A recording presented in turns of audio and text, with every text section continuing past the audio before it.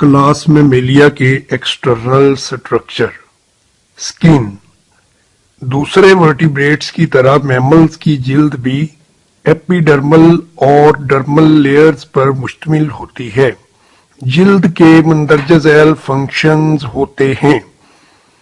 ये mechanical injury से बचाती है। माइक्रो ऑर्गेनिजम्स के हमले से भी जिल्द बचाती है। सूरज की अल्ट्रावायलेट शुआओं से बचाना भी जिल्द का काम है।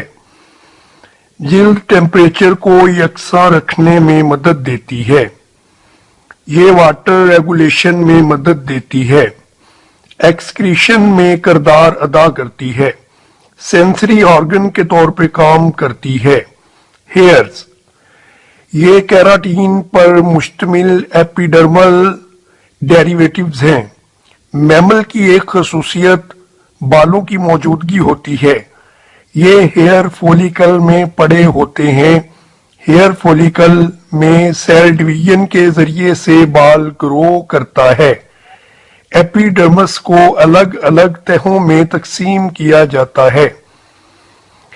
सबसे डीप स्ट्रेटम बेसल होती है। निचली लेयर डर्मस कहलाती है। इसमें स्वेट ग्लैंड, हेयर फॉलिकल और सेंसरी रिसेप्टर पाए जाते हैं। स्वेट डक्ट्स बालाई एपिडर्मस से गुजरते हुए अपनी आबी रतूबतें स्किन की सतह पर खारिज करती हैं। पीलेज बालों का कोट होता है जिसमें दो किस्म के बाल पाए जाते हैं।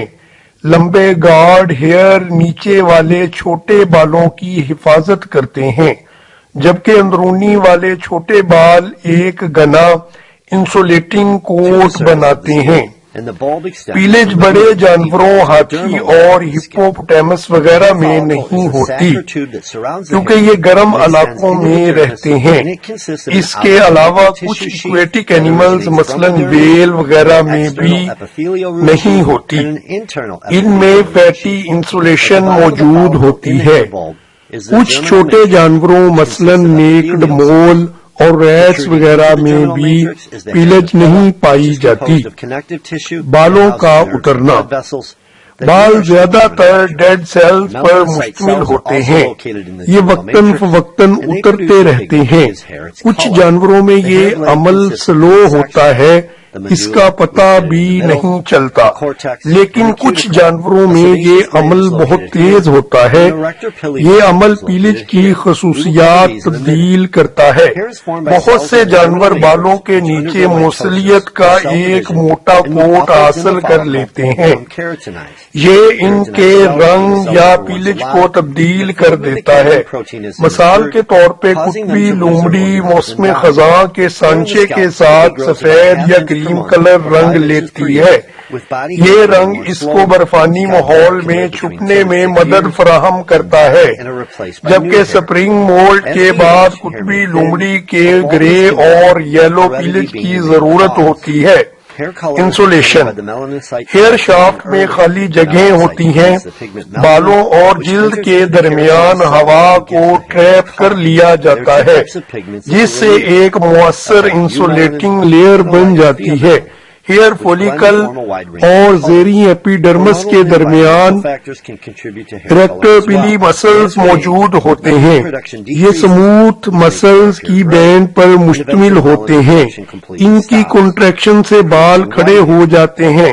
ये पीलेज में हवा को ट्रैप करने की सलाहियत को बढ़ा देते हैं और इस तरह इंसुलेटरी खसूसियात को भी बढ़ा देते हैं। ये ऑटोनोमिक नर्वस सिस्टम के अंडर काम करते हैं। ऑटोनोमिक नर्वस सिस्टम फाइट और फ्लाइट रिस्पॉन्स को कंट्रोल करता है।